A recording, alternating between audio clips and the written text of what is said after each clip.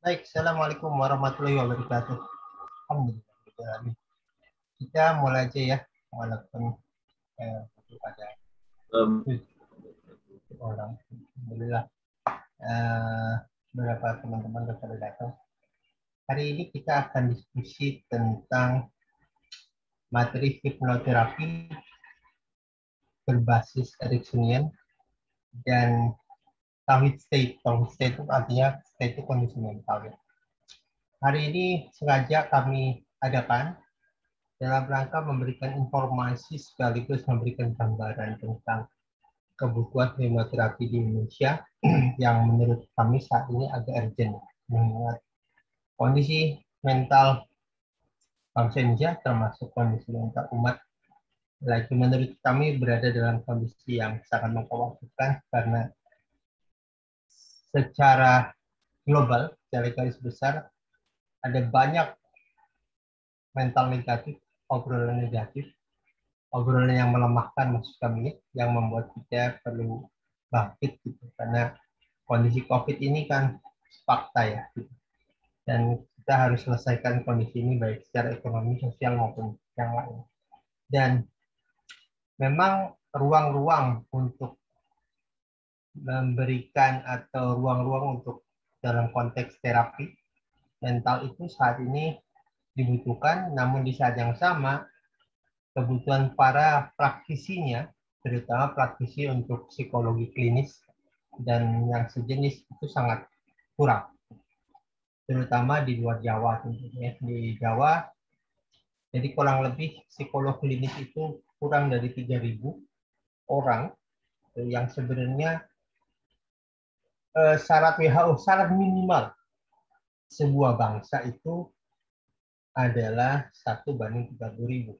Jadi kalau kita ada 270 juta, moralnya 10 ribuan lah dibutuhkan para terapis mental. Tentu terapis mental yang bisa diakses oleh banyak orang ya, termasuk para mereka yang mampu yang tidak mampu. Karena proses terapi mental ini tidak di-cover BPJS. Dan kalau ada orang punya masalah mental tidak tahu kemana. Dan kalaupun harus terapi, di Jakarta, di daerah Dharma Wangsa ada klinik Dharma Wangsa namanya, sanatorium Dharma Wangsa. Dan itu sangat mahal sekali ya. Itu kalau ke sana, hitungannya per jam sekitar 400 ke 500 ribu. Sementara dalam konteks hipnoterapi, standar internasional, gitu, at least orang harus, yang bagus tuh 6 sesi. Can you imagine 6 sesi 500 kali 2 kali 6 artinya 6. Maka dibutuhkan banyak sekali para hipnoterapis di Indonesia. Dan ini yang menjadi misi kami di lembaga kami di Zokah, di Rumah Berdaya Zokah. Kita ingin membantu solusi sekaligus juga membantu perbaikan ekonomi saudara-saudara kami muafa dan para tunanetra. Jadi kami mencari jalan tengah, bangun kembali Indonesia dengan mencetak sebanyak mungkin para hipnoterapis. Artinya nanti para bapak ibu yang mau ikut kegiatan kita itu bisa membuka secara praktik, secara sosial maupun secara profesional. Nah, seperti apa yang mau kita bangun? Yuk kita bicara tentang hipnoterapi dulu. Hari ini kita akan coba melakukan sesi namanya sesi Natural Existing Branch.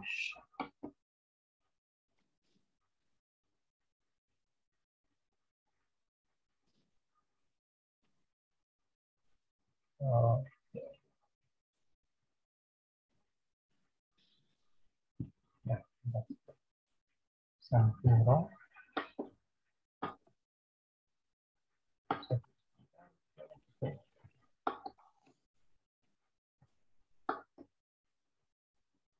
Oke. Saya pribadi belajar hipnoterapi di Indonesia, gitu. Energinya di luar, jadi belajar Ericksoniannya gabung antara Indonesia dengan yang di luar. Hari ini kita akan banyak menggunakan metode Erickson. Saya jelasin kembali. Jadi kembali hipnoterapi itu, hipnosis itu dikembangkan para dokter.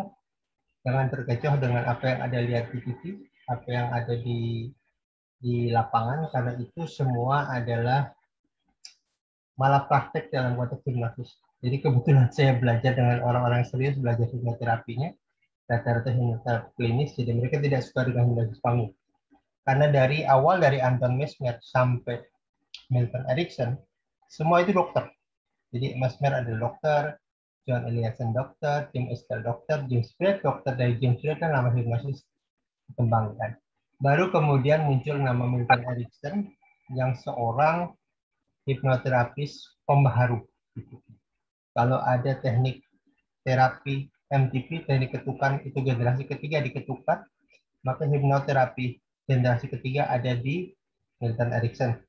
Karena abad awal, di abad-abad 17, Anton Mesmer itu masih menggunakan animisme dinamisme.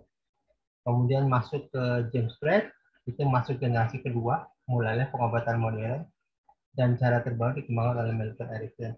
Dari Milton inilah kemudian berkembang berbagai macam ilmu, termasuk NLP dan sebagainya. Jadi, kalau bicara NLP dan hipnosis, dia adalah satu guru, gitu, satu model gitu. Dan model awalnya, model yang sering dipakai adalah modelnya namanya Milton Erickson. Nah, menarik ini kita bahas dulu sebenarnya siapa dia Milton Erickson. Yang kita bahas ini sebentar. Dia adalah orang yang kalau bicara tuh orang tuanya hampir nggak punya harapan dengan dia. Dari kecil sakit gitu. Bahkan dia baru bisa sakit, pingsan, polio akut ya, dialeksia dan sebagainya. Yang menarik adalah justru ketika sakit inilah namanya orang jenius ya. Ketika sakit dia mulai memperhatikan manusia, bagaimana dia berkomunikasi, bagaimana dia berpikir, karena yang dia tidak bisa, polionya akut ya, jadi sampai dia tidak bisa menggerakkan semua tubuhnya kecuali dari leher ke atas. Gitu. Dan dengan itulah kemudian dia melihat dan mendengarkan dan memperhatikan bagaimana manusia berjalan, bagaimana manusia berkeluh kesah, dan bagaimana manusia berpikir. Di umur 17 tahun dia akut. Yang menarik adalah dalam kondisi itu dia mulai berpikir tentang berpikir. Apa yang diketahui tentang berpikir dan berpikir. Dan di umur 17 tahun dia mulai kembali ingin belajar berjalan kembali. Dan dia memodel adik perempuan yang waktu masih bayi. Bagaimana berjalan, bagaimana mulai berjalan, dia modeling sampai dia bisa berjalan. Dan sampai dia lumayan sembuh. Dan Milton Erickson termasuk orang yang jenius, psikolog, dokter, dan menulis sampai 150 karya ilmiah. Dan yang menarik adalah Milton Erickson, kalau menterapikan terapi, dia tidak seperti halnya para hipnoterapis pada umumnya. Bahkan kadang-kadang ada anak wanita satu saat ngadu ke ibunya ngadu ke Milton Erickson bahwa dia merasa dia tidak bisa berjalan lagi karena kakinya besar. Dan Milton kemudian datang melihat kakinya normal. Ini berarti masalah psikis kan gitu. Jadi kemudian wanita itu suruh berdiri, kemudian melakukan gerakan dan tidak sengaja, bukan tidak sengaja, Milton sengaja menginjak kakinya. Dan si wanita itu kakinya kemudian menjerit, kemudian kakinya mengatakan, kalau kaki kamu cukup besar, harusnya bisa melihat keberadaan kaki saya. Dengan kata lain, Milton Erickson ingin mengatakan sebenarnya kakinya dia tidak bisa dikatakan besar, normal. Dan Milton Erickson termasuk orang yang memahami dunia pikiran. Dan cara menterapinya sampai tidak ada di buku-buku hipnosis klasik. Karena dia memang unik. Mengapa unik? Nah, ini teori dia. Nah, yuk kita bicara hipnosis. Hipnosis itu apa sebenarnya? Ini menarik. Karena banyak orang salah pengertian.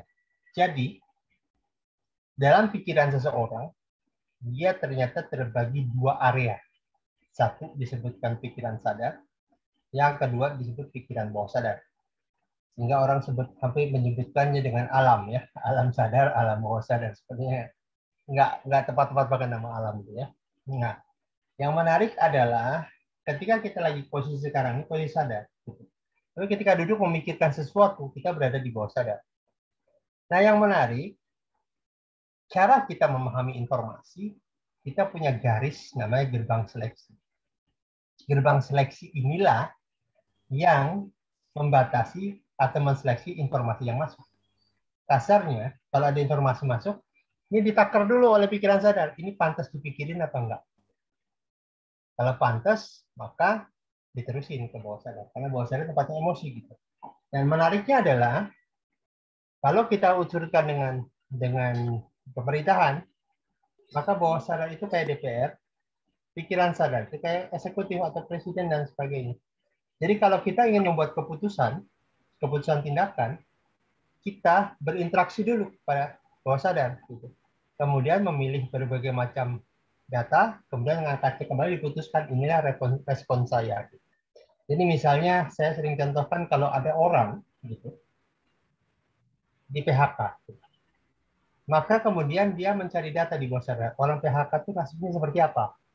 Kalau dia banyak menyimpan memori buruk tentang orang di PHK, maka data itu yang terpilih dan responnya adalah jadi down. Gitu.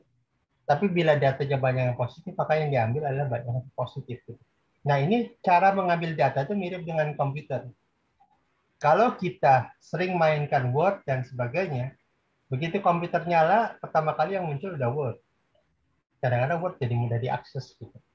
Tapi kalau kita munculnya yang lain, maka kita akan hadir yang lain. Dengan kata lain, kalau orang yang terbiasa berpikirnya tentang down, susah, dan sebagainya, apapun yang terjadi muncul di dalam kita, cara berinteraksinya adalah ketika mencoba mengambil data di bawah sadar, maka yang muncul ada data yang negatif. So, inilah yang dimaksudkan hati-hati dengan pikiran negatif, karena itu menjadi data. Dan karena itu sering diakses, maka data itu pertama kali muncul ketika ada respon apapun. Nah, dalam kehidupan kita, kembali, data sadar itu, pikiran sadar itu, hampir pengaruhnya 12% karena dia sifatnya hanya eksekutor. 88%-nya atau 90% bahkan gitu, datanya dari bawah sadar. Jadi emosi ada di situ. Dan bagian emosi inilah yang menjadi sasaran iklan, sasaran persuasi. Kita geser sedikit ke sebelah. Itu ada beta, alfa, theta, dan delta. Beta itu kondisi sekarang tuh. Megahertznya besar. Turun sedikit masuk di alfa. Alfa itu ketika kita duduk mikirin sebentar, itu masuk di alfa. Ketika kita mikirin sebentar, kemudian udah nggak dengar jadi karena fokus pada apa yang kita bayangkan, itu masuk di theta. Delta adalah kondisi kita kemudian, nah itu tidur tuh dia. Hipnosis adalah menurunkan gelombang otak dari beta ke alfa, theta, dan delta. Pertanyaannya adalah, ada orang mengharamkan hipnosis. Bagi saya aneh. Karena hipnosis adalah gelombang pikiran yang normal. Kalau ditolak, berarti kita menolak berpikir. Karena ketika kita memikirkan sesuatu, menurunkan gelombang otak. Dan dalam ilmu hipnosis, cara terbaik untuk bisa menerobos gerbang seleksi, karena gerbang seleksi itu adalah langkah pertama dalam ilmu hipnosis. Karena kalau gerbang seleksi nggak bisa ditembus, dia nggak bisa dipikirin, boro-boro masuk ke dalam kondisi alfa atau theta. Jadi langkah pertama adalah bagaimana menerobos gerbang seleksi.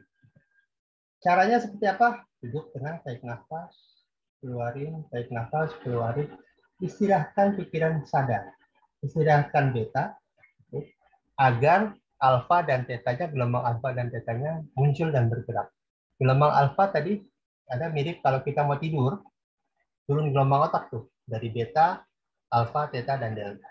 Bangun pun gitu, nggak ujuk-ujuk bangun, tapi delta, teta, alfa, dan beta. Nah, dalam ilmu hipnosis, langkah pertama terobos dulu gerbang seleksi. Caranya apa? Itu yang disebut dengan induksi. Induksi adalah teknik menurunkan gelombang otak. Jadi kalau kita lihat di film, di TV-TV itu, oke, Bapak Ibu, sekarang duduk, tenang, tarik nafas, turun. Tarik nafas, turun.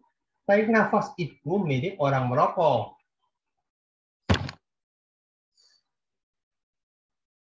Mengapa merokok itu menyenangkan? Karena dia mengambil nafas lebih panjang. Jadi sebenarnya tanpa rokok bisa. Kenapa dari nafas lebih panjang? Yang dia butuhkan sebenarnya rileksnya. Gitu. Hanya, kemarin hanya data keyakinan bahwa rokok itu memberikan relaksasi adanya di bawah sadar. Nah, kita sering menasihati orang di sadar. Sebenarnya datanya ada di bawahnya. Orang yang merokok itu ditulis impoten apapun itu, dia baca sambil merokok. Why? Karena berada di sadar. Cara kita memahami itu, kita harus turunkan gelombang otak sampai ke level bawah sadar. Dari situ kemudian kita bicara dengan bawah sadar. Karena menasihati anak orang dalam kondisi di atas di sadar itu logikanya jalan. Kenapa? Karena datanya ada di bawah sadar. Kebiasaan buruk semua ada di bawah sadar. Nah, kunci dari hipnosis adalah bagaimana masuk ke dalam dan bicara dengan ada yang ada di dalam. Itulah hipnosis. Nah, hipnosis untuk terapi membenahi data yang dalam namanya hipnoterapi. Ilmunya namanya hipnosis. Yang melakukan hipnosis adalah hipnotis. Piano dan pianis. Ini hipnosis klasik dulu ya. Kalau jelaskan dulu hipnosis klasik. Oke, hampir sini ada pertanyaan nggak tentang hipnosis klasik? Jadi Bapak Ibu, saya ingin jelaskan sedikit bahwa hipnosis adalah proses alami otak satu. Yang kedua, hipnosis itu nggak bisa ditolak. Karena suka atau tidak suka kita memproses setiap hari melakukan hipnosis. Dan orang tanya, so definisi hipnosis apa? Definisi hipnosis adalah ketika data dimasukkan dan tidak ada yang counter. Pikiran sadar nggak counter. Jadi kalau kita jalan-jalan nih melihat sesuatu logo atau apa, itu bagus ya, gimana ya? Gimana kalau kita pakai logo itu? Itu sudah masuk ke dalam proses hipnosis bawah sadar. Jadi cara masukin data sih masuk ke situ. Dengan kata lain, every day, setiap hari kita melakukan proses hipnosis. So mau ditolak gimana? Gitu ya. Apakah hipnosis real? Ya, antara real dan tidak real. Karena kalau kita nonton film Korea, nangis, maka sebenarnya nggak real. Karena filmnya bisa nangis. Pertanyaannya adalah, ada seorang ustadz di Yaman, dia mau dioperasi. Dia menolak anestesi. Maka di Yaman dia bacakan, panggil ayat orang siswanya, murid-muridnya, kemudian mintakan bacakan ayat-ayat neraka. Ketika dibacakan ayat neraka, kemudian dia akan memberikan kode pada dokter itu untuk menghipnosis dirinya, untuk melakukan operasi. Pertanyaannya, mengapa dokter itu tidak terasa? Sebenarnya dokter itu sedang melakukan proses hipnosis namanya anestetik alami. Proses anestetik alami. Sama kalau kita peragaan ya, kalau kita dihipnosis tangan kita kaku sangat kaku seperti es. Kuat, terjadi proses visualisasi, dicubit ke kerasa itu. Why? Karena dia menghipnosis dirinya. Itu mirip dengan Milton Erickson. Jadi Milton Erickson itu, waktu dia sakit, pingsan, maka dia membayangkan dirinya sedang menterapi dirinya. Jadi ada orang, mirip Milton, yang menterapi dirinya untuk bangkit dan bangun. Dan dia lakukan tiap hari, lama-lama bangkit. Jadi proses kesembuhan di dalam diri. Ini yang disebut dengan mind over body. Pikiran mengalahkan tubuh. Dan kembali saya sering kasih tahu ke kawan-kawan ya, kalau mau menjenguk orang itu lebih bagus daripada kita ikut nangis sedih, lebih bagus nggak usah jenguk. Tapi kalau menjenguk orang, jenguk berikan motivasi, senyum dan sebagainya. Saya sudah cerita kemarin, sempat cerita Morris Goodman ya. Morris Goodman adalah orang yang jatuh dari pesawat, tinggal leher ke atas, masuk rumah sakit, tidak ada satu dokter pun yang mengatakan dia akan sembuh. Tapi dia menolak hal itu. Kemudian dia tiap hari dengerin film lucu sekali gitu. Dan yang menarik ketika lucu itu dia tertawa terbahak-bahak, terjadi apa kesembuhan karena hormon endorfinnya, dan dia hanya 8 bulan di rumah sakit. Yang tadinya tidak ada dokter satupun yakin dia akan sembuh. Oke, pikiran sadar, conscious mind. Pikiran tidak sadar itu masih perdebatan sebenarnya. Jadi pikiran sadar tahu ya, di posisi kita ini sadar nih, gitu. Gelombang otaknya tinggi. Makin rendah, kita masuk ke dalam bawah sadar, yaitu di alfa dan theta. Berikutnya tidak sadar. Tidak sadar itu sebenarnya gini, saat kita berpikir, jantung kita berdenyut. Kemudian ada bagian di dalam tubuh kita yang melakukan aktivitas. Itu disebut dengan pikiran sadar. Jadi proses tubuh berlangsung itu sebenarnya pikiran tidak sadar. Cuma sekarang semuanya digolongkan bawah sadar. Pertanyaannya adalah, apakah kita bisa mempengaruhi gerakan jantung? Jawabannya bisa. Dengan apa? Caranya memikirkan hal yang membuat jantung berdegup. Itulah makanya saya pernah ditelepon peserta saya, seorang dokter, telepon, gitu, Mas, dia waktu itu masih ini kejadian lumpur lapindo gitu. Mas Ari, ini aku bingung nih, ada pasien obat penurun darah tingginya habis. So gimana ya gitu. Saya bilang ya udah Bu, suruh duduk tenang, santai, zikir dan sebagainya gitu. Kemudian dan biarkan dia melewati zikirnya Bu. Nah, saking dikira setelah itu pasiennya ketiduran, bangun ternyata alhamdulillah Mas ini apa pasiennya bisa turun tensinya. Mengapa tensi turun? Mengapa tensi turun? Ini logikanya sebenarnya. Tensi itu orang bisa tensi tinggi karena gerakan jantung. Jantung berdegup-degup. Jantung berhubungan dengan cara berpikir.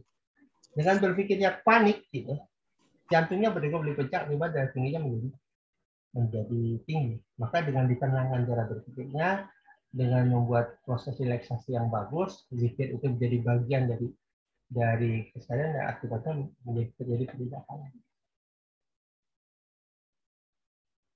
Oh, kalau bagi pikiran kenapa itu ayat neraka? Bagi ini bagus. Kenapa pilih ayat neraka? Ketika dia pilih ayat neraka, si ustadz yang ini karena ngerti paham ayat Quran, dia jadi trans. Trans itu artinya dia memikirkan ayat neraka masuk ke dalam kondisi tersebut. Akibatnya dia masuk pada gelombang theta. Tadi kan beta, alfa, theta. Di theta itu dia masuk pada kalau kita sangat mirip kayak gini nih. Kalau kaki kita lagi sakit, atau tangan kita kepentok dan sangat sakit, maka fokus kita ke tangan kita, kaki kita nggak sakit. Sama seperti si Ustadz ini, saking fokusnya pada ayat neraka, maka tidak ada sakit di belah pun nggak terasa. Ini dalam ilmu hipnosis namanya anestetik. Dulu waktu zaman James Blake, John Oliverson, sebelum ada ilmu anestesi, mereka gunakan hipnoterapi.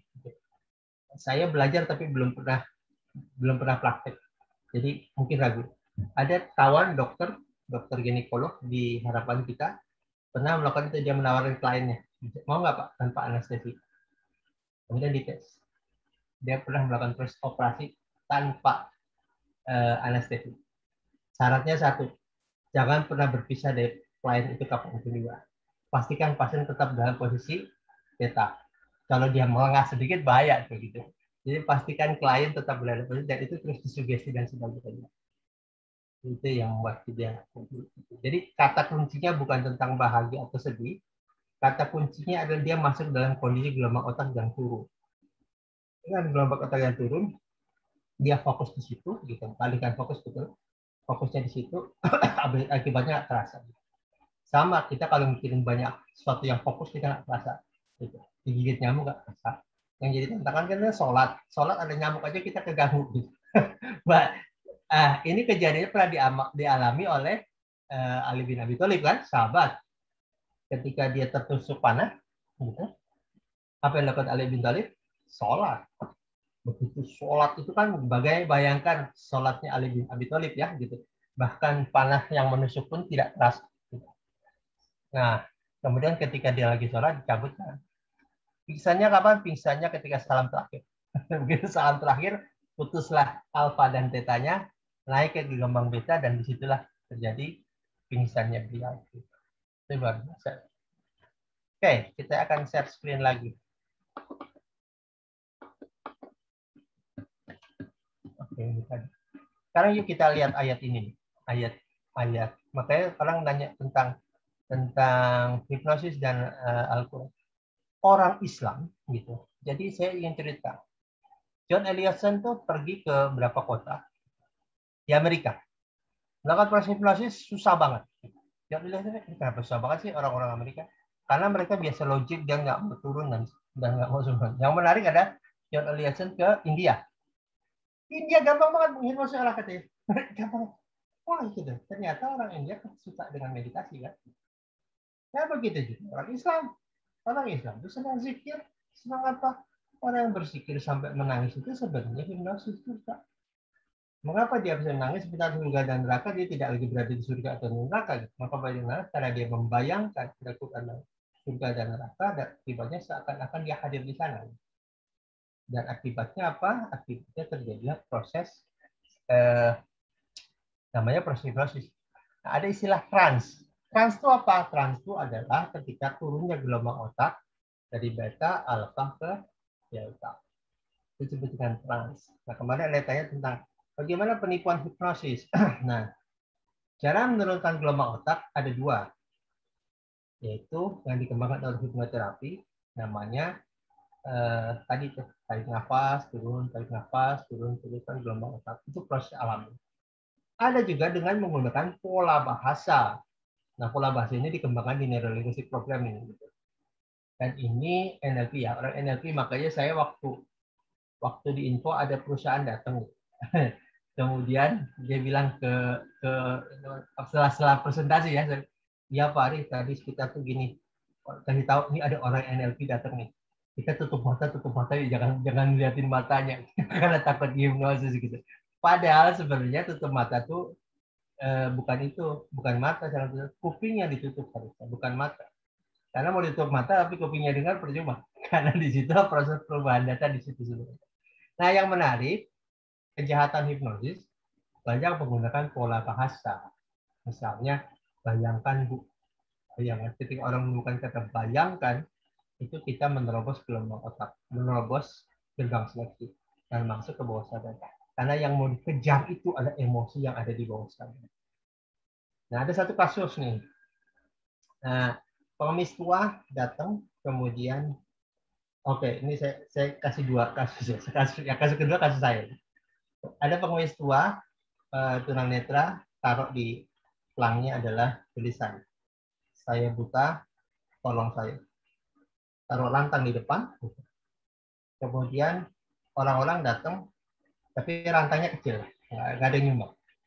Datang seorang pakar NLP, ini kejadian benar nih. Kalau di YouTube ada di reka ulang. Dia liatin tulisan, ini sampingnya. Dia ambil tulisannya, diganti. Dia taruh depan orang. Yang menarik adalah nggak lama kemudian, gitu, banyak orang naruh uang lebih banyak. Begitu selesai, si pengusaha terima kasih gitu. Mengatakan terima kasih. Kamu tapi by the way kamu nulis apa? Di situ hanya tertulis gini, ini hari yang indah, saya tidak bisa melihat. Sayang saya tidak bisa melihat. Yang menarik adalah tulisan pertama ada perintah. Saya buta, tolong saya. Di tulisan kedua tidak ada perintah. Dia hanya mengatakan ini hari yang indah, sayang saya tidak bisa melihat. Yang menarik, manusia itu kan tidak suka disuruh, tapi suka memikirkan. Disinilah ada ilmu cover selling dan sebagainya. Dalam tulisan itu hanya tertulis, saya buta, tolong saya. Yang menarik apa yang terjadi perubahan di pikiran orang, begini cara. Tadi ada gerbang seleksi ya. Karena tulisan saya buta, tolong saya terlalu sering, pertama kali mungkin oke, terlalu sering, maka pikiran bawah sadar dia ada garis seleksinya ini menolak. Untuk apa dipikirin? Udah sering dia katakan gitu. Maka dia menolak. Makanya perintah uang ngasih duitnya dikit. Tapi yang di kedua, itu sebuah fakta yang nggak bisa ditolak. Ini hari yang indah betul. Sayang saya tidak bisa melihat. Dengan itu memicu cara berpikir seseorang, memicu bawah sadarnya. Jadi karena dia udah menembus bawah sadar, memicu, oh iya ya, artinya saya harus memberi. Walaupun tidak ada kata membeli. Satu waktu saya di pom bensin. Ada anak kecil, anak-anak umur 9 tahun. Ini makanya indahnya kalau kita punya ilmu bisa bantu orang ya. Anak-anak kecil itu jualan tisu ke saya, jualan tisu sih. Berapa saya bilang dia ini 5.000 sama kalau beli 3 belum. Terus saya isi bensin, saya isi dulu, kemudian saya kasih duit 20.000. Saya kasih beli ya, tapi kamu saya ajarin mau nggak? Boleh, boleh. Supaya kamu jualan laku ya, gitu. Saya ajarin ini caranya gitu. Karena saya tanya dulu. Saya bilang, nanti kalau ada orang itu ketok kacanya, katakan jangan bilang jualan. Om, aku mau cerita. Oke? Ya, oke cerita. Kemudian bilangin gini, tisu ini telah menolong ibu saya, membiayai ibu saya keluar dari rumah sakit, dan telah membiayai sekolah saya. Om mau beli 2 atau 3. Oke? latihan. Oke? Gitu. Jadi kemudian berubah saya kata mau 2 atau 3, atau gini, dengan 10.000 Om bisa dapat 2, dengan 12.000 Om bisa dapat 3. Clear, latihan gitu. Dan terus saya duduk, saya tingkatin mereka. Terakhir, Bisa Om, bisa Om. Asik gitu. Pertanyaannya, mengapa menarik? Mengapa bisa gitu? Karena kita sangat tersentuh dengan story.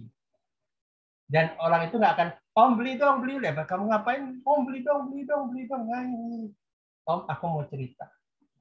Dengan cerita itu kan, masa sih ada anak kecil itu nggak mau dengar cerita? Pasti dengar cerita kan gitu. Isu ini telah membantu biaya ibu rumah sakit ibu saya dan membantu sekolah dengan 10.000 Bapak bisa beli 2 atau 12.000 Bapak beli 3. Om beli yang mana? Dan ini teknik Milton Erickson. Ini teknik pola bahasa Milton. Dengan cara ini sebenarnya mau tidak mau kita jebak oleh 2 pilihan yang dua-duanya beli. Mau beli 2 atau 3. Bukan mau beli atau enggak. Itu teori sales ya. Dan didahului oleh cerita. Cerita itu maksudnya menurunkan gelombang otak. Kemudian dimasukkan, diberikan ruang, disitulah diberikan cerita. Dan ini menarik menurut saya. Karena saya mengacu tadi gitu. Mulai dengan cerita pengemis. Nanti kita belajar tentang kapan kita diskusi tentang cover selling. Cover selling itu pemain pola bahasa gitu. Dan menarik cerita itu. Cuma saya lagi, oke kita keluar dari cerita itu. Sekarang kita kembali ke hipnoterapi. Nah, yang menarik begini sebenarnya. Milton Erickson melihat bahwa yang paling penting, karena dari Milton Erickson ini, dia bercerita tentang indirect hypnosis. Jadi pola bahasa hipnosis yang tidak langsung. Hipnosis yang tidak, jadi nggak langsung nasihat, tapi harus yang sifatnya adalah biarkan orang berpikir sendiri. Karena orang itu tidak suka dinasihati sebenarnya. Tapi biarkan seakan-akan dia yang dapat ide. Maka satu saat, gitu, tadi saya cerita di grup ya, ada nenek tua, gitu, nenek tua yang butuh terapi karena dia merasa sepi sendiri ya, dan merasa hidupnya itu nggak berguna bagi orang lain. Oleh karena itu si Milton Erickson nggak pakai banyak teknik, karena dalam hidup itu kadang-kadang teknik paling sederhana itu adalah tidak banyak teknik.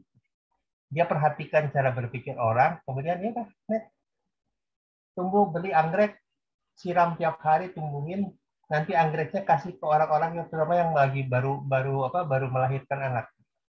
Dengan cara itu orang bahagia dapat hadiah anggrek. Dan si nenek itu jadi lebih dihargai di kampungnya, karena orang jadi senang kehadiran nenek dan menjadi lebih sayang dengan nenek-nenek itu. Akibatnya dia merasa berharga di kampung. Dan itu adalah proses hipnosis juga. Jadi proses hipnoterapi sebenarnya Milton membuat perubahan secara signifikan terjadi. Dan yang menarik begini Bapak Ibu, kalau kita perhatikan ayat Quran yang 191, isinya adalah merenungkan kembali ciptaan Allah. Dan ketika merenungkan, sebenarnya kita sedang melakukan proses hipnosis dalam diri sendiri.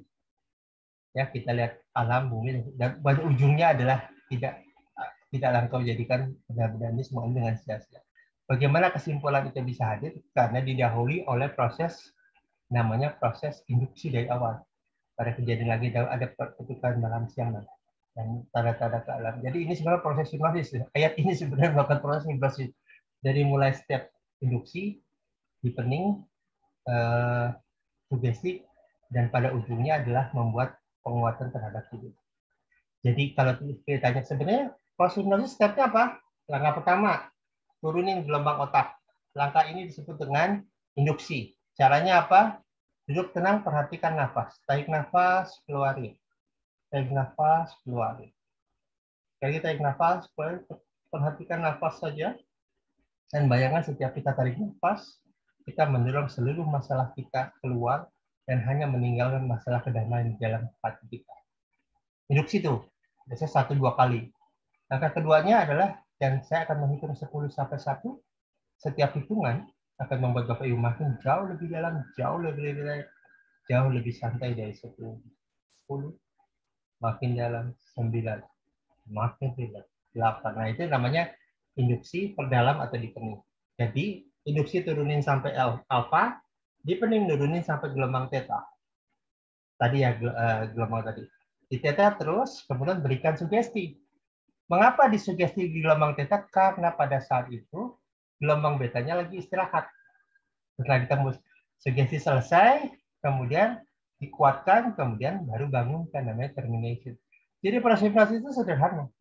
Nah, lalu bagaimana yang di TV itu yang orang ditarik, itu namanya shock induction. Shock induction itu juga mirip dengan tekniknya Milton Erickson. Jadi suatu saat Milton itu menghipnosis orang sederhana. Di jalan, lalu dikatakan, Pak, jam 12 lebih 15. Karena kan bengong, maksudnya apa gitu.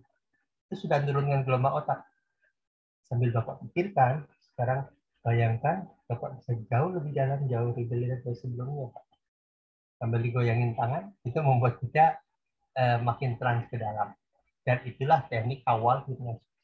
Jadi sebenarnya hipnosis itu proses nasihatin orang. Jadi nggak ada yang aneh dengan itu.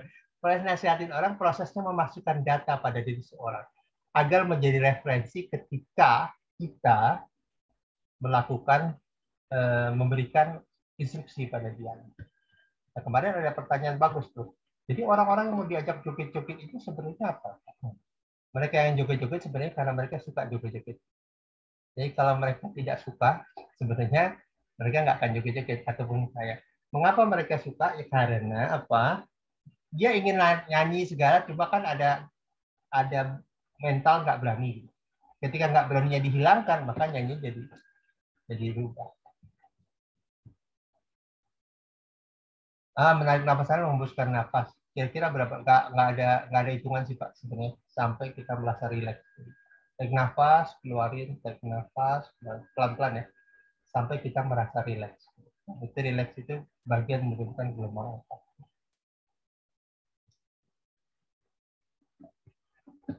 Baik, ada pertanyaan sampai sini tentang gelombang otak. Nah, karena ini menjadi prinsipnya Milton Erickson. Jadi hari ini saya lagi bicara tentang hipnosis klasik. Cara menurunkan gelombang otaknya adalah dengan duduk tenang, tarik nafas. Kalau Milton ada macam-macam. Yang paling penting adalah turun gelombang otak. Suatu saat Milton Erickson malah dia lagi bosan, terus udah ada orang datang, dia mencoba eksperimen. Yuk, oke, silakan duduk. Biarkan saya membacakan proses hipnosis. Anda silahkan duduk dan renungi saja. Kalau Anda suka, Anda boleh pejamkan mata. Kemudian Milton cerita begini, oke, sambil Anda pejamkan mata, saya akan mulai cerita pertama kali saya bisa menulis. Kata-katanya kayak gini, karena dia tanpa nada. Deh.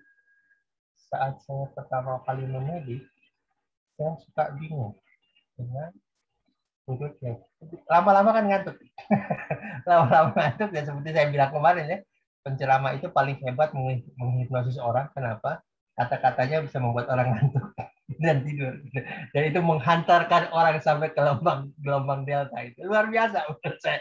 Itu hipnoterapis yang hebat. Gitu. Makanya kalau ngomong itu tidak boleh nadanya datar dan stabil. Karena seperti saya bilang, kalau kita nyetir mobil mau 200 km per jam, tapi stabil dan panjang, gitu, itu lama-lama turun juga gelombang otak. Dan sesuatu yang konstan, gitu, lama-lama menurunkan gelombang otak. Sama dengan ceramah, ataupun kata-kata yang dadanya datar, gitu. Itu rada pelan, lama-lama blek kita. Kenapa? Karena itu mengantarkan tidur. Makanya ada musik relaksasi ya. Musik relaksasi kan seperti kalau kita seorang sales yang hebat, kalau masuk kantor sengaja tuh, terutama bagian marketing tuh. Di bagian marketing kalau didesain tuh, suaranya harus relaksasi, segala dalam buat apa coba agar logikanya nggak jalan, agar turun gelombang otak. Disitulah. Bagaimana orang menawarkan asuransi? Kalau ujung-ujung Pak mau beli polis nggak? Jawabannya enggak. Tapi Pak duduk Pak. Bayangan Pak, kalau suatu saat Bapak meninggal, anak-anak Bapak tidak menderita dan tetap hidup mengingat Bapak, meninggalkan warisan untuk mereka, meninggalkan asuransi terbaik. Bayangkan anak Bapak. Disitulah. Itulah makanya banyak iklan yang berhubungan tidak berhubungan, coba iklan dari Thailand. Selalu menyentuh sisi emosi. Why? Sisi emosi ada di bawah sadar. Karena dia menembus. Why? Karena disitulah keputusan pembelian. Keputusan orang banyak bersumber dari situ. Makanya teh sariwangi, teh apa itu kan duduk bersama keluarga. Gitu. Dan membayangkan, pada bukan jualan teh, tapi yang dihadirkan adalah keluarga lagi duduk santai. Gitu. Itu yang dihadirkan. Kenapa? Karena dia ingin menyentuh sisi emosi. Makanya kalau Bapak Ibu nanti mau buat iklan, kalau menggunakan metode hipnosis, kalau pikirkan emosi apa yang mau saya bangun di situ. Karena disitulah langkah pertama kita membuat perubahan. Dan itulah dilakukan proses hipnoterapi juga seperti itu. Oke, sekarang kita lanjut sebentar.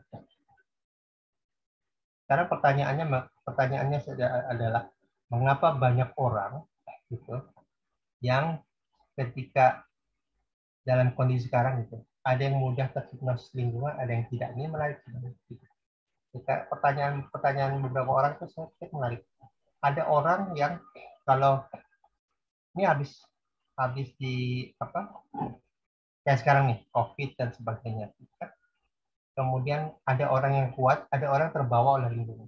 Kondisi mental kita hari ini tuh sangat up and down. Hari ini bisa happy, nggak lama kemudian ya berita sekali down lagi. Dan kebetulan karena banyak ketemu teman-teman pebisnis, gitu kan.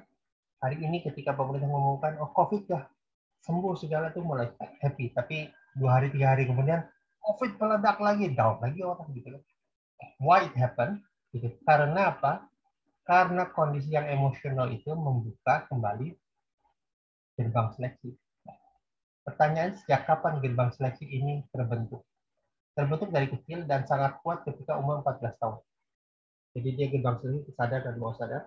Kalau Bapak Ibu punya putra atau putri yang umurnya masih di bawah 14 tahun, masih bisa rubah dengan ngomong dan sebagainya. Tapi kalau sudah 14 tahun, itu seperti identitasnya sudah fix terbentuk. Jadi dia sudah fix terbentuk, dan kalau untuk membuat perubahan, karena dari seleksinya sudah kuat, kita harus menggunakan teknik terapi, namanya hipnoterapi. Tapi kalau masih umur-umur di bawah 14 tahun, kita masih bisa merubahnya gitu. So hati-hati kalau kita punya anak yang masih di bawah 14 tahun, mengatakan sesuatu yang buruk, kamu ini males ya, kamu ini males gitu. Tiap hari diomongin gitu, dan tidak pernah direvisi sampai 14 tahun. Ketika 14 tahun dia masuk, maka dia katakan, saya memang malas. Dia malas melakukan banyak hal gitu. Karena dia punya identitas di dalam dirinya. So hati-hati. Karena memahami hipnosis itu sebenarnya memahami cara kerja pikiran orang. Dengan memahami ini sebenarnya kita lebih mudah melakukan intervensi pada pikiran orang. Nah, bagaimana dengan fobia? Mengapa orang bisa fobia? Fobia itu terjadi karena satu, edukasi. Yang kedua, pengalaman. Nah, pengalaman ini kembali dalam ilmu hipnosis, pahami data, kita tiap hari masukin data ya. Dan yang dimasukkan bukan hanya data, tapi juga pengalaman kita mendapatkan data. Jadi kalau kita punya pengalaman bertemu dengan ular, gitu. Kita pernah punya pengalaman ular, ketika melihat ular, kita terkait pengalaman tersebut, akibatnya takut dan sebagainya. Mengapa anak-anak kecil itu kalau ada ular kobra nggak lari? Karena tidak ada referensi tentang ular di dalam pikirannya. Saya punya ipar, ada di ipar saya. Dari mulai kecil sampai SMA, tidak pernah sampai SMP, tidak pernah satu kali pun tidak pernah ada takut setan. Mau ada kuburan di situ, dia tidur di kuburan nggak pernah takut. Kenapa? Karena satu kali pun almarhum mertua saya itu tidak pernah membiarkan orang membisikkan ada genderuwo lah, ada apa gitu. Jadi referensi setan itu nggak punya di dalam pikiran. Jadi takut dengan setan nggak pernah takut. Celakanya waktu SMA masuk SMA umum, itu jadi masalah. Karena sekarang jadi penakut sebel juga gede-gedenya. Pada kecil tuh saya tahu tuh. Nggak ada takut-takutnya sama sekali. Mau setan kayak apa, mau jam 2 malam tidur di kuburan nggak jadi masalah. Karena anak-anak ini nggak pernah diajarkan tentang setan. Tidak ada referensi setan di dalam kepalanya, dalam pikirannya. Nah, dan itu kembali data yang dimasukkan itu sesuai dengan pengalaman orang. Jadi memasukin data sesuai dengan pengalaman, dan itu menjadi sesi kita kalau menghadapi orang. Apa yang terjadi, mengapa data ini bisa masuk ke dalam pikiran seorang. Oke, ada pertanyaan? Habis itu kita latihan satu teknik namanya natural existing trance. Jadi sebelumnya kita boleh bertanya dulu. Oke, kalau tidak ada, kita akan gunakan teknik induksi. Nanti bareng-bareng kita lakuin ya, teknik induksi. Namanya natural existing trunks. Inilah teknik Milton Erickson. Jadi, langkahnya adalah kita mengingat kejadian tadi pagi ngapain sampai hari ini sore. Jadi kita ngapain. Dan itu sebenarnya sudah cukup membuat induksi seseorang. Induksi artinya tadi ya, ngebenin gelombang otak, kemudian dalemin, kemudian nanti diberikan sugesti apapun itu. Oke, saya mau Bapak Ibu silahkan duduk tenang dulu, cari tempat yang nyaman. So, cari tetap nyaman. Kita akan masuki kondisi kesadaran. Kesadaran kita ada dua, kesadaran kalbu, dan kesadaran sadar seperti sekarang. Hari ini kita akan sadar. Kita akan istirahatkan kesadaran sadar kita. Mengapa kita perlu istirahatkan? Karena kadang-kadang pikiran kita tuh selalu padat, selalu rame, selalu sibuk dengan kesibukan, dan kadang-kadang kita perlu relaksasi. Merilekskan pikiran sebenarnya sama saja dengan merilekskan tubuh kita. Baik, oke, silakan duduk tenang, nyaman, dan saya ingin Bapak Ibu tarik nafas, keluarkan. Kalau kita tarik nafas, keluarkan. Kalau kita tarik nafas, keluarkan. Bagus sekali. Bila nyaman, silakan pejamkan mata. Bagus. Dalam kondisi ini, saya ingin Bapak Ibu membayangkan kegiatan tadi pagi. Mungkin bangun pagi, kemudian kamar mandi, kemudian mungkin apapun itu, mungkin melakukan sikat gigi. Perhatikan saja sikat kita. Ada yang mungkin sikat gigi yang sudah lama, ada yang masih baru. Dan perhatikan saja bagaimana kita mengoleskan pasta gigi pada sikat tersebut. Dan perhatikan kita menggosok gigi kita. Lihat, dengar, dan bayangkan sambil menggosok gigi.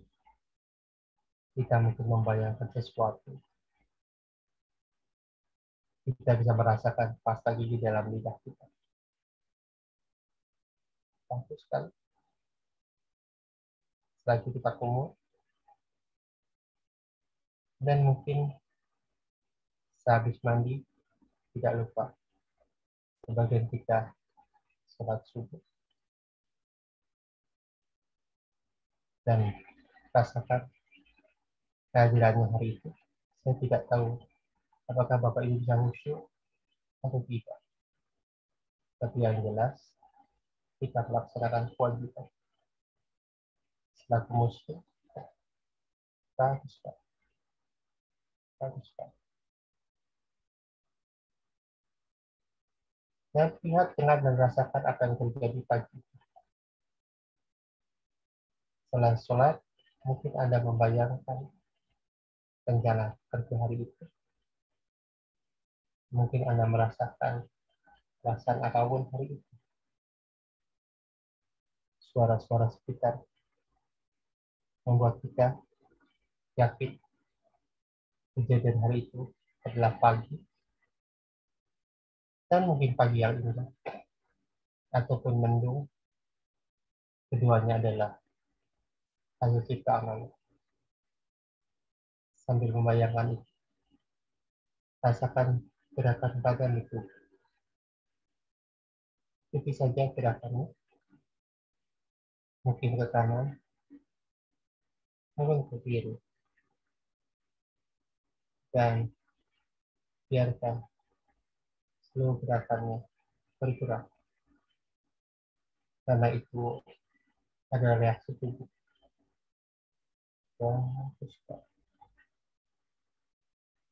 Kalau Anda bisa gerakan tubuh, artinya kita bisa gerakan bagian lain dan menyadari bahwa kita punya indera, punya kelengkapan tubuh. Bagus kan? Dan sekarang rasakan ibu jari dari kaki kanan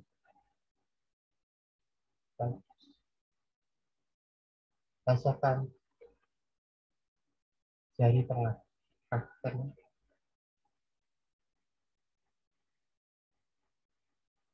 Rasakan jari manis kaki kanan. Dan rasakan semua jari hadir di kaki kanan. Bagus. Dan kita geser ke kaki kiri. Rasakan kaki. Rasakan ibu jari kaki kiri.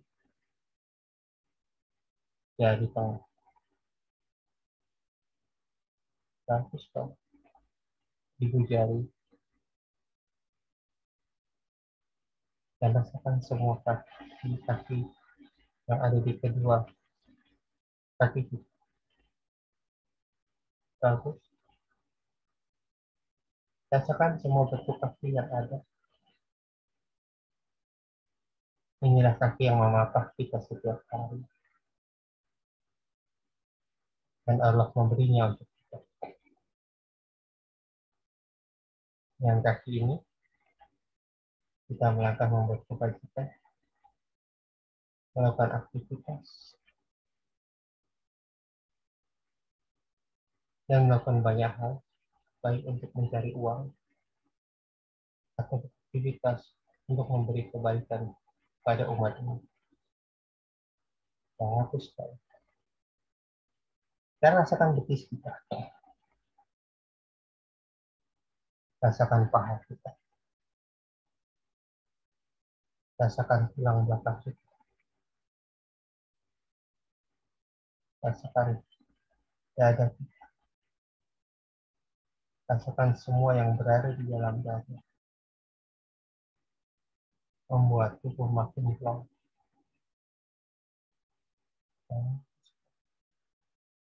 Rasakan leher belakang. Kemana arahnya?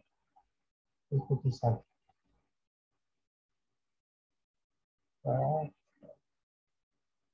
Rasakan tangan kita.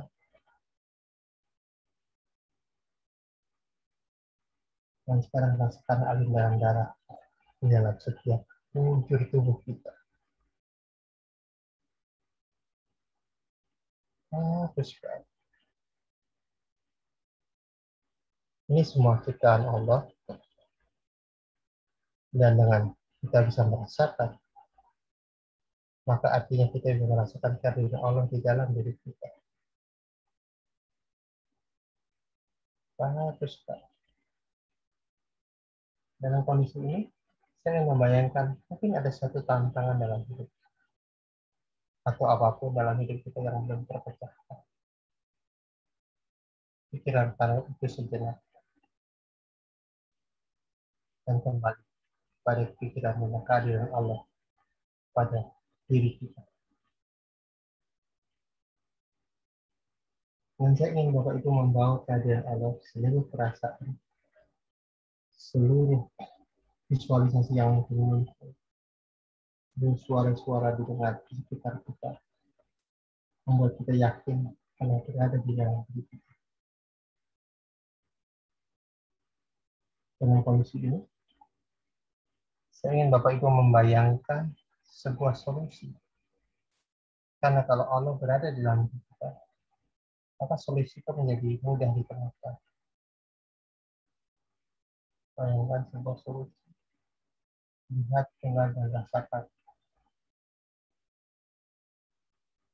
Solusi hadir karena Allah bersama kita. Tidak ada yang tidak mungkin bila Allah bersama kita. Ibu dan tidak menyakiti itu semua. Bagus, Pak. Lihat, dengar, dan rasakan apa yang terjadi. Tafsirkan ke dalam diri apa artinya itu. Dan bisa jadi itu sebuah solusi terhadap tantangan yang Bapak Ibu hadapi. Bagus, Pak. Biarkan solusi itu membesar dan menjadi ide kita. untuk membuat perubahan ataupun menyelesaikan berbagai tantangan dalam hidup. Terima kasih ya Allah atas kehadiranmu dalam diri kita. Semoga mulai hari ini, dari waktu ke waktu, saya bisa meyakini Engkau selalu hadir. Dan saya yakin akan jaminan rezeki, solusi, serta berbagai macam hal yang Engkau berikan sebagai ujian untuk saya hadapi. Terus tubuh dan pikiran mengerti. Terus saya akan menghitung 1 sampai 5, di mana setiap hitungan membuat Bapak Ibu makin segar, makin yakin akan masa depan. 1, makin kuat. 2, sangat kuat. 3, kita lagi akan bangun, silahkan kita turunkan kaki dan tangan. 4, dan 5. Baik, boleh kembali ke ruangan ini sekarang.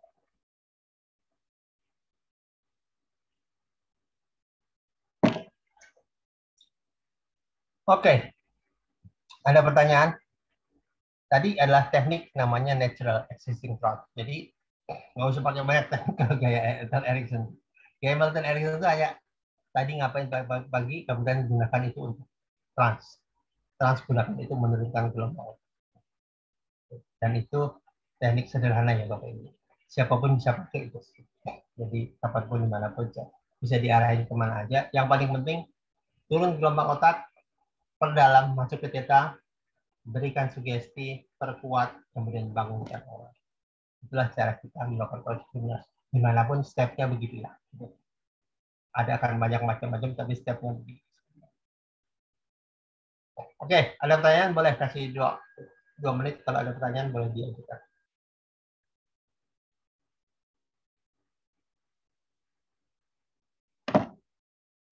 Nggak susah kan tadi? Turunkan. Karena ketika kembali menurunkan gelombang itu ketika berpikir kita menurunkan gelombang.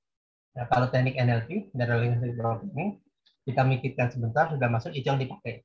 Kalau di hipnosis, karena dia memasukkan data, dia butuh turun sampai ada dalam.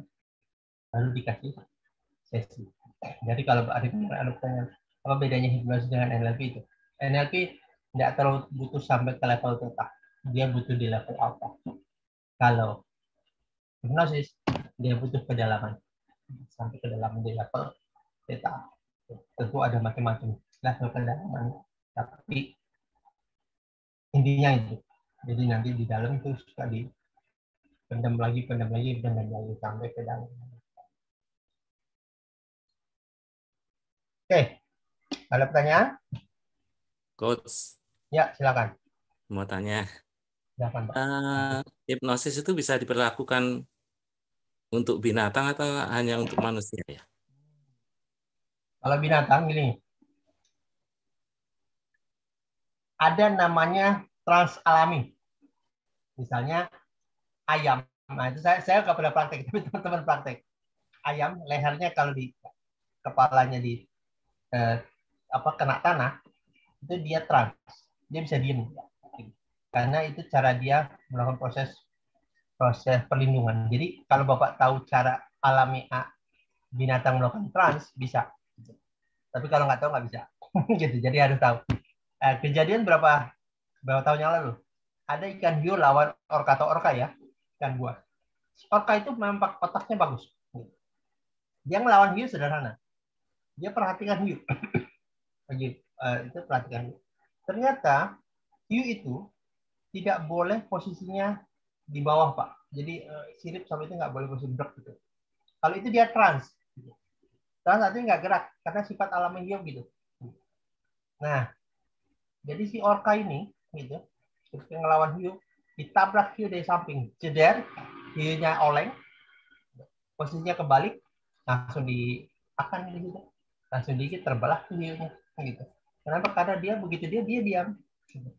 Jadi beberapa binatang ada yang kondisi trans. Jadi, nah boleh lihat di YouTube tuh. Jadi kondisi trans orang itu, kondisi trans binatang bukan orang. Ada posisi seperti itu. posisi di mana orang mudah trans. Manusia ada nggak? Ada. Kalau orang biasanya ada orang dulu saya. Mungkin ada kejadian saya juga lupa. Kalau disebut kata kamu, gitu, mungkin saya pernah dimaksud orang kali saya tersinggung. Kalau tersinggung langsung jadi kesel dan langsung oleng. Waktu itu kenapa ya? Karena itu tombol. Nah, jadi manusia itu punya tombol-tombol. Jadi kalau ada orang yang gampang marah itu sebenarnya itu mudah terhipnosis. Karena marah itu bagian dari trans. Marah itu trans. Jadi ada orang begitu. Cuma kalau binatang kan polanya ya begitu. Karena dia nggak berkembang kan. Jadi pola ini bisa diterapkan oleh pola binatang lain. Hipnosis di situ. Bukan hipnosis sebenarnya.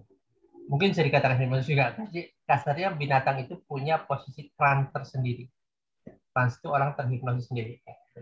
Di itu waktu itu saya lihat. Jadi misalnya kelinci ya banyak. Pokoknya kalau ayam tuh yang saya lihat ayam tuh kepalanya disedamin ke tanah. Diam sesaat kemudian dia diam. Ayamnya nggak gerak.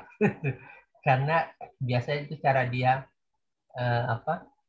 dulu kan musuhnya elang dan sebagainya. Mungkin cara dia menghindari binatang buas itu langsung. Jadi dia punya trans sendiri. Gitu. Nah, tinggal kita tahu di mana binatangnya apa gitu. Tapi seperti kucing berarti susah ya, Coach? Nah, kucing harus Bapak cari tuh. Kucing dicari transnya di mana gitu. Jadi harus kalau ketemu dapat. Tapi nggak semua bisa dipelajari gitu. Yang jelas gini, kalau kita bisa berkomunikasi sama dia ya bisa trans. Tapi kalau nggak bisa ya susah. Karena gini, trans itu tidak harus suara verbal, Pak. Gitu. Kemarin kalau di pelatihan waktu kita masih sering offline ya, kita teman-teman suka bisa nebak kan kertas sembunyi di belakang tuh. Terus tangannya sudah nebak sendiri. Karena pikiran itu gelombang, bisa connect. Jadi ada orang menghipnosis orang pakai ucapan dalam hati. Cuma matanya tegak, masuk tuh ke dalam pikiran. Karena pikiran itu gelombang. Gitu. Tapi kalau kucing harus dicari, Pak. Nanti harus cari titik transnya. Titik apa area transnya gitu. Sama seperti orang, Pak, kalau ada berapa. Nah, saya ketemu orang akupresur, Pak. Akupresur itu hebat tuh saya. Teman saya nggak ngerasa itu dipijit katanya nih, kata dia nunjukin ke saya nih, dipijit ke bagian tertentu tuh orang tuh kayak ngantuk dan tertidur itu ada tuh, dan ada bela dirinya kata gitu. Dia cerita ada bagian-bagian manusia yang trans. Jadi dia mijit, kemudian dipilih akupresur nih orang akupresur, satu titik dipijit dan tuh ngantuk dan blok gitu. Itu trans juga. Jadi ada area-area yang mungkin membuat kita relax. Itu trans. Kucing Bapak harus belajar lagi di YouTube cari titik transnya di mana. Gitu. Ya. Terima kasih ke. Ya, sama-sama. Nah, self hypnosis agak susah kalau ibu ngatur indikasi kita, karena begitu ibu tahu sudah posisi alfa, ibu sudah sadar. Tantangan hipnosis itu adalah self hypnosis jadi bagian tersendiri, bahkan sekarang jadi bab tersendiri. Karena kalau kita tarik nafas turun, ini jadi alfa ya. Itu berarti ibu udah mikir tuh, itu udah naik dulu nih. Jadi kalau kita tahu kita sudah di level alfa, sebenarnya itu ibu sudah berada di level beta. Karena kita sadar di level alfa. Jadi caranya gimana? Waktu itu saya pernah ngadain. Caranya adalah membuat sugestinya sebelum trans. Jadi transnya lewat. Jadi misalnya kita pernah terhipnosis dalam satu kondisi gitu. Kita bilang ini, hari ini saya mau apa tuh berubah perilaku. Hari ini saya ingin jadi lebih apa. Kemudian buat anchor namanya, memikirkan kapan terakhir kita dihipnosis. Karena begini Bu, ada kode etik di dalam ilmu hipnoterapi. Misalnya Bu Hatiti sama saya, saya hipnosis Bu Hatiti, kemudian saya kunci. Mulai hari ini dan hari Senin ya, yang bisa memberikan hipnoterapi ke Bu Hatiti hanya saya. Yang lain tidak bisa. Itu nanti Bu Hatiti saya nggak suka sama saya, pindah ke terapis lain gitu. Itu nggak bisa dihipnosis, nggak bisa turun gitu. Kecuali si hipnosisnya paham, oh dikerjain, maka dia gunakan apa? Bu, pikirkan terakhir Ibu masuk ke dalam trans. Nah, baru tahu, oh pikirkan Ibu, kapan terakhir Ibu pernah trans? Pikirkan kembali ke sana dalam ini. Nah, Ibu masuk tuh. Tapi kalau disugesti secara biasa ditolak tuh. Biasanya. Makanya dalam nanti saya pernah ketemu teman yang mudah banget dihipnosis. Tadi saya cerita, self hipnosis orang bisa dihipnosis bagus apa enggak? Satu sisi jelek karena dia mudah terpengaruh. Sisi lain, kawan itu mungkin sama kadang-kadang kalau pulang suka lupa tuh saya panggil di cover dulu. Kenapa? Dia kalau ada luka itu cepat banget sembuh. Mudah, tinggal dilihatin lukanya, kemudian lama-lama tertutup lama-lama. Itu jauh lebih cepat dibanding kita. Mungkin bisa kita tuh mungkin bisa seminggu, bisa 2 hari. Jadi kalau ada kebeler itu berhenti, darah berhenti, lebih cepat. Gitu. Tantangan dia memang kalau orang yang tahu bahaya, karena mudah terhipnosis. Jadi kenapa mudah terhipnosis? Karena gelombang otaknya mudah turun. Orang-orang seperti ini misalnya mudah sedih, dia nonton film mudah nangis dan sebagainya. Itu tipikal orang yang mudah turun gelombang otaknya. Nah, ini masih perdebatan. Apakah karena pola hidup di keluarga atau apa masih belum tahu. Tapi saya lihat dan suka dibawa oleh teman-teman pelatihan hipnoterapi, suka dibawa kemana-mana. Jadi kalau orang, makanya saya suka nggak aji tuh. Kalau ibu berkat pelatihan hipnoterapi, ketemu orang, ya silakan hipnoterapi dia. Itu mah gampang kok, ditarik ini orang udah gerak. Gitu. Kita ketemu klien bener. Itu kadang-kadang si trainer suka bawa model sendiri. Gitu. Kalau nggak ada orang, dipilih orang yang itu. Kalau ibu jadi trainer hipnosis, kerjanya suka muter-muter ke kampus, kemana, cari orang yang mudah dihipnosis, sering diajak jadi model, kasih. Nanti kan ada bagiannya buat dia. Gitu. Cuma nggak aci. Nggak aci, ya kalau ketemu klien seperti itu gampang. Tapi kalau ketemu klien yang penuh tantangan, kita harus gunakan Erikson. Jadi kembali, kalau hipnosis ada bab tersendiri melakukan itu. Kalau orang mudah tidur, sebenarnya gampang hipnosis. Paling gampang karena dia udah turun gelombang otaknya. Caranya cuma satu gini. Gitu lah, oke, pikir ngantuk. Tapi kata-katanya harus kunci ya. Kapanpun ibu atau bapak dengar suara saya tetap berada di dalam diri bapak. Bapak masih bisa mendengar di bapak sampai sesi ini selesai. Itu kunci sampai dia diteta. Kalau nggak digituin, dia lepas ke delta. Jadi kita katakan suara saya tetap bersama Anda sampai sesi ini selesai. Dan itu kata kunci. Karena kalau itu nggak dipakai, dilewat tuh sampai gitu. Gitu. Jadi kadang-kadang kecuali capek. Kawan beberapa hipnoterapis kliennya ramai di mana? Di malam. Karena pulang kerja. Pulang kerja itu capek kan? Begitu relaksasi lepas tuh. Kalau nggak ada kata-kata itu bisa udah kebangun itu. Maka itu magic word. Magic word ada suara saya selalu bersama Bapak dan Ibu sampai sesi ini selesai. Itu bangun. Itu kuncinya. Karena kalau itu nggak dikunci, lewat sampai ke level delta. Kalau udah level delta ya susah itu diguyur air, susah bangunin gitu. Nggak ada pilihan gitu. Pakai sampai ke sana gitu. Prosedur teknik induksi. Teknik induksi itu turunkan gelombang otak. Jadi bentuknya bisa macam-macam.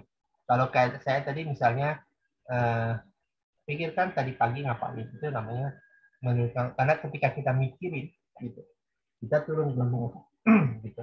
Nah, itu teknik induksi seperti itu.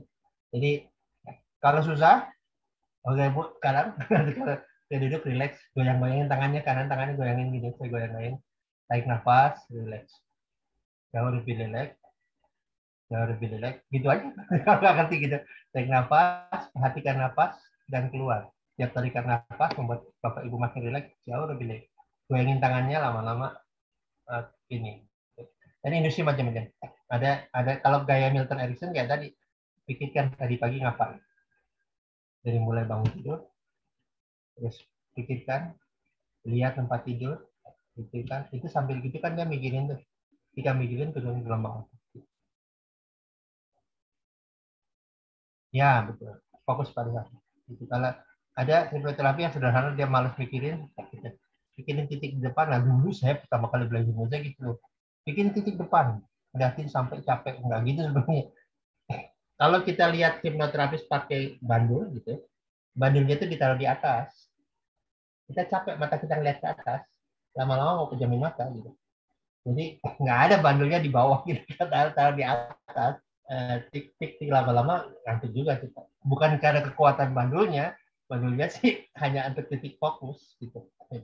Pakai cincin pun bisa, pakai cincin di atas gitu bisa. Jadi yang penting mata kita kan capek kalau ngeliat ke atas terus kan capek gitu. Lama-lama most important kembali titik fokus itu ngelihat tembok, lihat apa, titik fokus mirip tadi kita yang saya bilang. Nyetir mobil mau 200 km per jam tapi stabil dan panjang itu bahaya. Apalagi kiri kanan kita, pasangan kita tidur, anak-anak tidur, itu bahaya banget karena nggak ada yang nemenin, nggak ada yang apa, dan trans. Makanya kadang-kadang kalau itu harus siap makanan, entah makan jeruk, makan ngunyah, itu membuat kita kembali ke posisi beta. Karena makin trans itu yang sering terjadi kecelakaan gitu, siang gitu. Begitu ada itu tabrakan-tabrakan di tol kan terjadi seperti itu karena orang trans, sesuatu yang stabil. Saya waktu muda diajak teman Metallica, ngantuk juga. Kenapa? Karena stabil, ya kenceng tapi stabil, itu ngantuk juga loh. Jadi kalau pelan, kenceng udah nggak tahan. Mungkin teman-teman yang di pesantren belajar dia ada nangis ceramah begitu. Jadi ceramah itu nggak boleh stabil, harus up and down semuanya. Coba aja stabil, lama-lama ngantuk juga ini. Jadi saya bilang hipnoterapis terhebat itu para ustadz yang ceramah langsung trans orang di dalam di sini. Nah, Bapak Ibu saya ingin cerita, orang kalau susah di hipnosis, nggak ada Pak orang susah di hipnosis Pak, nggak ada. Orang itu yang susah itu tidak mau, tapi kalau di hipnosis bisa, karena dia mikir. Orang nggak bisa di hipnosis itu nggak bisa mikir, jadi nggak ada orang nggak bisa mikir gitu. Karena begitu dia mikir itu, dia sedang kan ada temen tuh, aku nih logik, nggak bisa dihipnosis. Coba. Oke, sekarang gini, pikirkan pada saat Bapak nggak bisa dihipnosis. Kira-kira seperti apa? Coba pejamkan mata Pak. Pikirkan kalau Bapak nggak dihipnosis, seperti apa? Itu hipnosis juga tuh Pak. Ketika dia pikirin, gitu, dia sudah hipnosis. Coba bayangkan. Gitu. Dan itu bisa dibawa. Pak.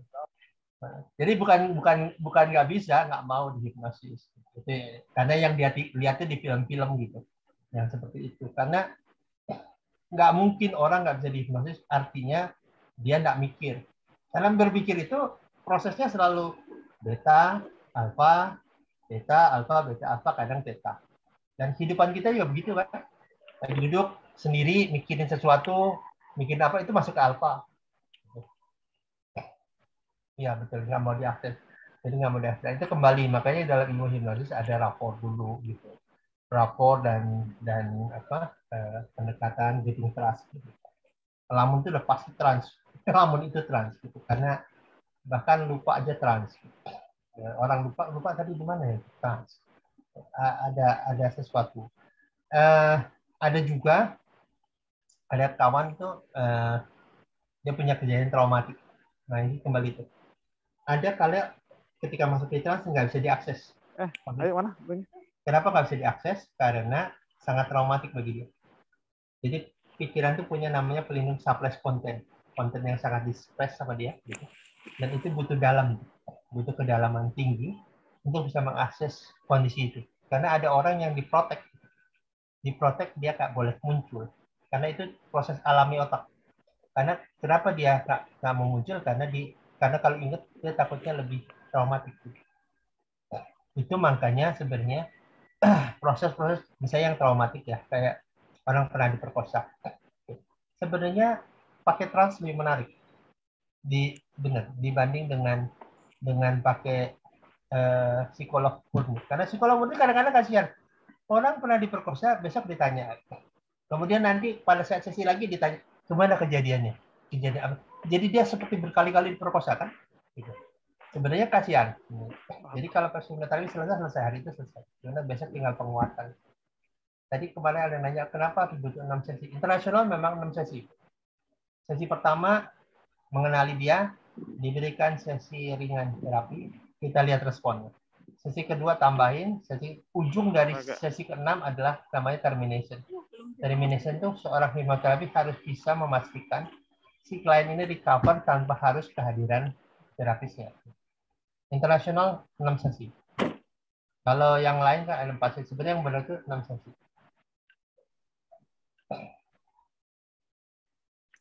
Oh, bukan tidak bisa dihipnosis.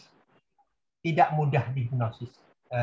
Jadi kalau ada hipnosis panggung nih, kalau hipnosis panggung gitu, dia harus bisa men-scanning cepat. Siapa yang bisa dihipnosis, siapa yang enggak.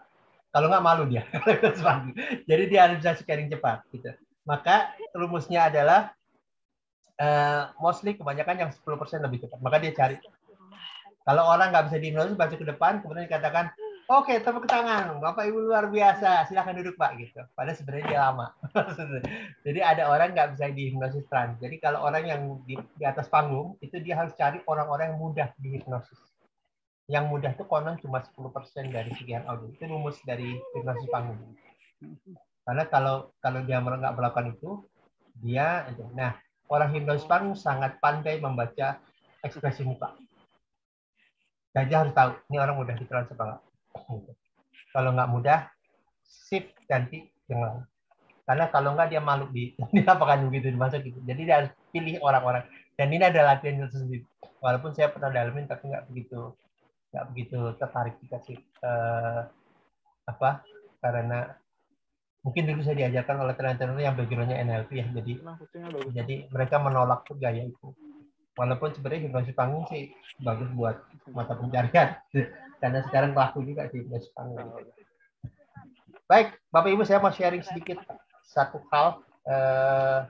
Kami di Sukatu lagi ingin mengisi kekosongan yang sebenarnya pemerintah belum selesai, yaitu membuat profesional tauhid state. Jadi kita akan buat aliran baru, di mana kalau proses hipnosis yang ada adalah tidak menggunakan pendekatannya lebih pendekatan ke humanis, ke orang, gitu.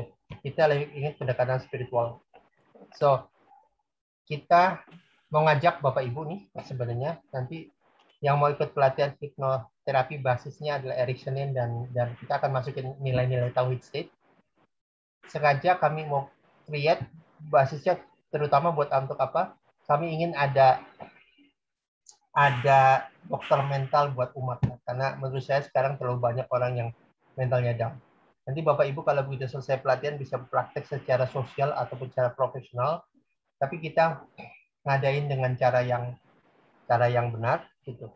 Walaupun pelatihannya sifatnya di online, gitu, walaupun kadang-kadang kita Zoom, tapi kita ternyata dalam perjalanan saya ikut pelatihan, saya lebih suka pelatihan yang sebenarnya bentuknya kayak gini, bertahap. Karena ikut pelatihan tuh, saya banyak ikut pelatihan. Cuma bisanya nggak banyak. Kenapa?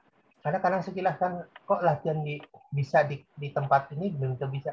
Karena latihannya kan 2 hari selesai kadang-kadang. Kadang 3 hari, kadang-kadang. Kita nggak bisa nanya lagi. Nggak buat grup sekali, nggak kayak sekarang gitu. Kan dulu kan saya jarang buat grup. Nah, kita ingin cetak kalau bisa sampai 10.000 profesional. Harapan saya banyak yang praktek, tapi karena kalau banyak yang praktek, karena pemerintah sekarang tantangannya gini, kata pemerintah. Jumlah psikolog klinis itu kurang dari 2.000 psikolog klinis. Akibatnya banyak orang secara mental nggak tertangani. Yang kedua, orang takut ke psikolog karena takut bayaran kan, takut bayaran mahal dan sebagainya. Kami ingin ngadain pelatihannya murah tapi berkualitas. Yang kedua, teman-teman Bapak Ibu praktek. Yang ketiga, ajak teman-teman yang lain gabung. Jadi di kami kegiatan pelatihan nanti belajar di Telegram, kadang-kadang nge-Zoom, kadang-kadang pakai YouTube dan sebagainya. Tapi kami ingin kejar 10.000. Caranya gimana? Bapak Ibu nanti gabung di sini, daftar ke situ. Silakan infak berapapun sesuai dengan Bapak Ibu yang kemampuan. Tapi syaratnya satu, bantu kami ajakin 2 orang ikut terlibat di sini. Agar nanti kita tercapai 10.000 orang. Jadi itu saya buat urutan tuh. Kalau kita hari ini dapat 5 orang, tiap orang viralin kedua, lama-lama dapat 10.000. Kalau dapat 10.000, insya Allah kita akan buat semacam organisasi profesi dan sebagainya. Nanti apakah akan praktek profesional? Kita hanya 2. Kalau sosial, infak, jangan tetapin tarif. Kalau profesional, kita tetapin tarif buat standar. Jadi nanti cuma 2. Yang mau sosial, boleh tetapin, nggak boleh tetapin tarif, infak boleh. Yang profesional, kita akan tetapin standar. Jadi pilihannya cuma 2. Either infak atau mahal. Pilihannya cuma 2. Kenapa?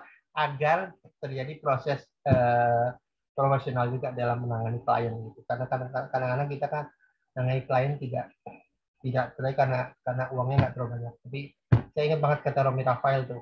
Walaupun sebenarnya kita jadi Romi Rafael tuh cerita waktu kita kumpul-kumpul tuh, saya kalau terapi anti merokok katanya aku berhenti merokok 5 juta. Kenapa Mas katanya? Soalnya kalau orang nggak mahal gitu, nanti begitu terapi selesai, dia pulang, dia akan ngerokok lagi. Kalau sekarang dia mau rokok mau bayar 5 juta lagi terserah. Jadi orang mulai berhenti kembali kerja 5 juta gitu. Kita akan begitu.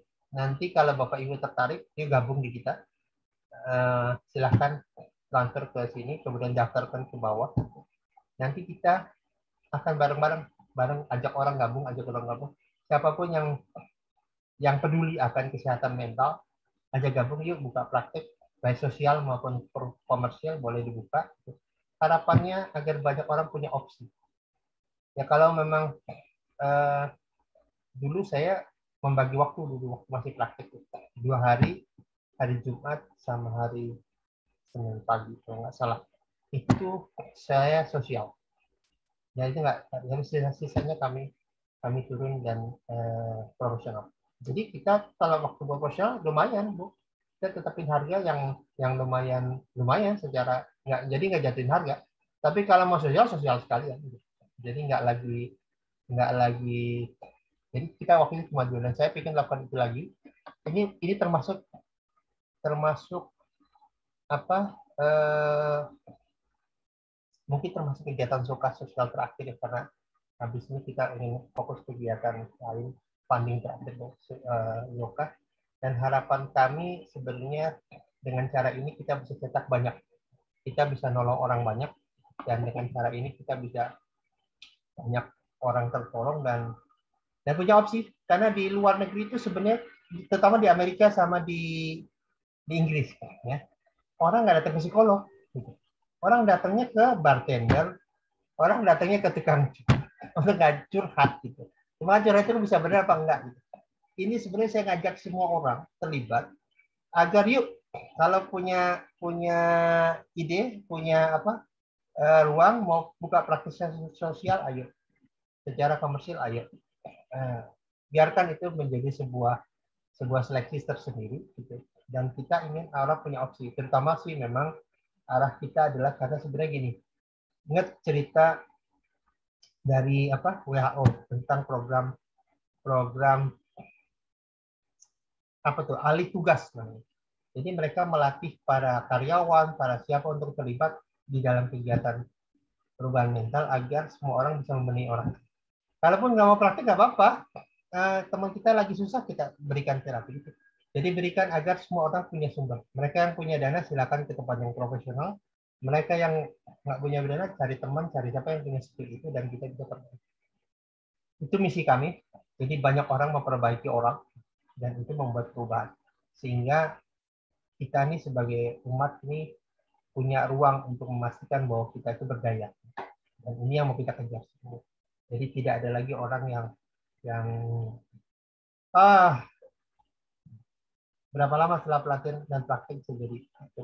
Tergantung sih Pak, kita pelatihannya paling 20 sesi atau 15 atau 20.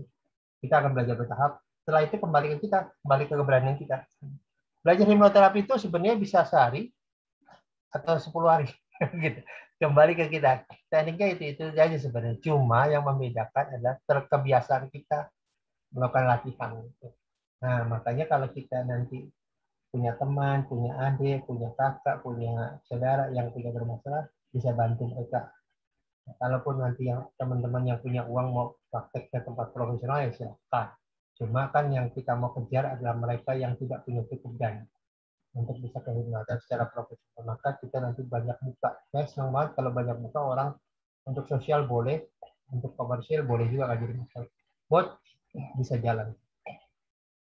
Kalau mau profesional, kita yang bagus Bapak selesai pelatihan praktek sampai 100 jam. Karena di tempat saya belajar gitu. 100 jam selesai, kemudian diskusi di grup gitu. Tantangan di terapi, kemudian kita selesai bareng-bareng. Sesekali nanti kita ada kopdar yang di Jakarta, Jabodetabek ya. Kita kopdar perbaiki. Karena sekarang ada dari mulai anak sampai remaja, gitu, sampai orang tua itu punya challenge di dalam hidupnya, termasuk secara mental. Karena COVID ini sebenarnya menjatuhkan bukan hanya orang tuanya, tapi keluarganya ke bawah. Dan ini bagian dari PR kita. Dan pemerintah nggak menyediakan lahan ini. BPJS nggak menyediakan ini. BPJS hanya menyediakan konsultasi, tapi udah itu what next, nggak ada. Itu jadi challenge kita. Bahkan saya berharap sebenarnya, karena kemarin tuh nggak ada bunur di sini. Ada bunur yang perawat tuh. Dan saya lagi coba bisa nggak imunoterapi itu ngebatin autoimun ataupun diabetes tipe 2. Autoimun kan terjadi perbedaan persepsinya sehingga imunitasnya menyerang seorang. Bisa nggak dihipnosis? Saya rasa bisa sambung.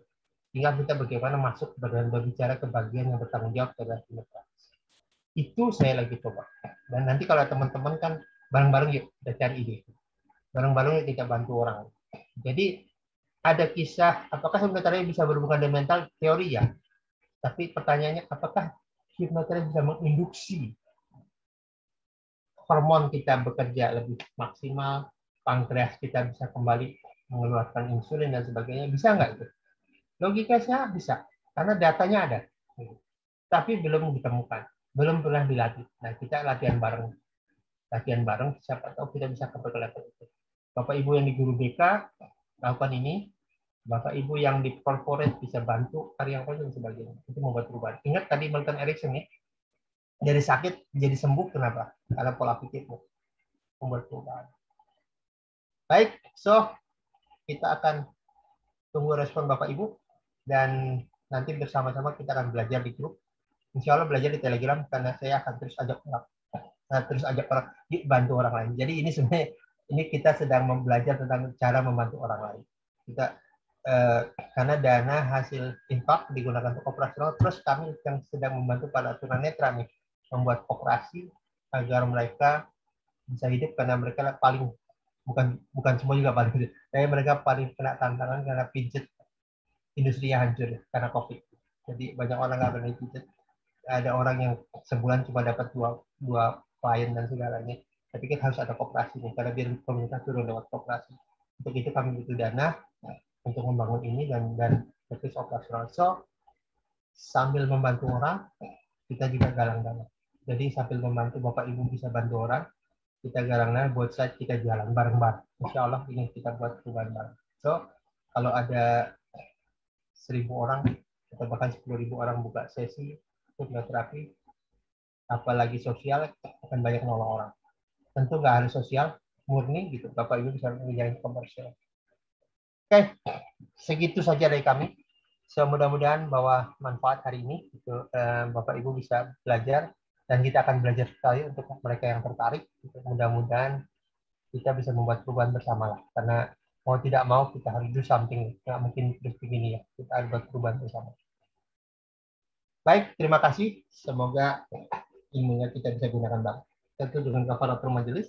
Subhanakallahumma wa bihamdika. Baik, assalamualaikum warahmatullahi wabarakatuh.